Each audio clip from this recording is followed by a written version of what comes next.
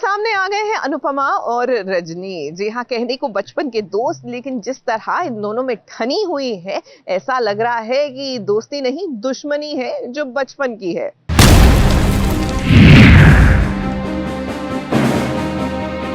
मेरे पास पैसा है, रुतबा है, स्टेटस है, ओहदा है, पावर है। कौन है तू? हाँ, ये ऐसे 6 गज की ऐसे ये सूती साड़ी में लिपटी हुई एक मामूली औरत रजनी। तेरे लिए वो कीड़े मकोड़े होंगे, मेरे लिए मेरा परिवार है। मैंने कहा अभी के और सब ठीक कर। इतिहास गवाह है कि अनुपमा की जिंदगी में कोई न कोई ऐसा हमेशा आ जाता है कि जो उसे धोखा देता है या फिर अनुपमा को कुचलकर आगे निकल जाता है। क्यों भाई अनुपमा, कि क्यों ऐसा होता है बार बार आपके ही साथ? अब कुछ लोग अच्छे होते हैं जिनके साथ ये होता ही होता है। अनुपमा उन्हीं में से एक है कि जिस रजनी को अपना दोस्त माना था, उसी रजनी ने अनुपमा को धोखा दे दिया। अब बुलडोजर तक बात पहुंच गई थी। चौल को तुड़वाने के लिए रजनी ने क्या कुछ नहीं किया। अब अनुपमा यहाँ पर रजनी के घर आई है और आज दोनों का फेस ऑफ हो रहा है। ये दोनों आमने सामने हैं। जब हम अनुपमा की बात कर रहे हैं तो अनुपमा बहुत उसूलों की पक्की है।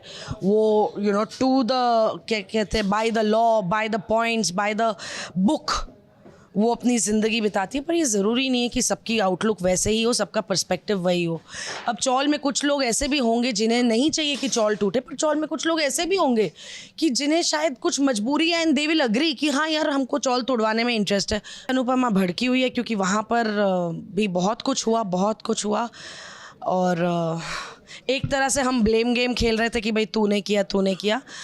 और आज फिर उसका नतीजा ये होना ही था कि अनु और मेरी बातचीत आमना सामना कह लो, फेस ऑफ कह लो, अपनी सच्चाई को इन एब्सोल्यूट ऑनेस्टी सामने लाना ज़रूरी था कि भाई मैं कुछ और चाहती हूँ, तुम कुछ और चाहते। बातों का सिलसिला या फिर यूँ कहे इल्ज़ामों का सिलसिला जो शुरू हुआ तो बहुत लंबा चला। रजनी ने भी आज खुलकर अनुपमा को खूब सुनाया। अब अनुपमा तो अनुपमा है, मानने वालों में से कहाँ है। वो रजनी को ले जाना चाहती है चौल वालों के पास ताकि वो उनसे माफ़ी मांगे, लेकिन रजनी नहीं जाएगी। उसे तो अपनी प्रॉपर्टी पावर पर बहुत घमंड है। देखिए ना कैसे अपने गार्ड्स को बुलाकर उसने अनुपमा को धक्के मार कर बाहर निकलवा दिया।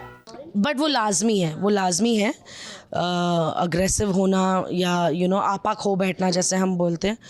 तो सिचुएशन ऐसी है, वो थोड़ा शी इज़ लॉस्ट इट। निकालना पड़ा भाई, अपना गला थोड़ी दबाऊंगी इससे एक चौल के पीछे। अरे ये आज है कल नहीं, चौल तो मुझे चाहिए ना, मुझे तो बंगला बनाना है, करोड़ों कमाने हैं, टावर बनाना है। तो फिर अब अनुपमा कभी हार नहीं मानती है।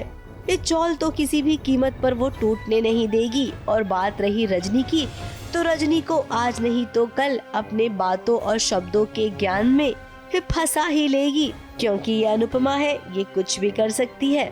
मुंबई से सोनू शुक्ला के साथ एबीपी न्यूज रिपोर्ट।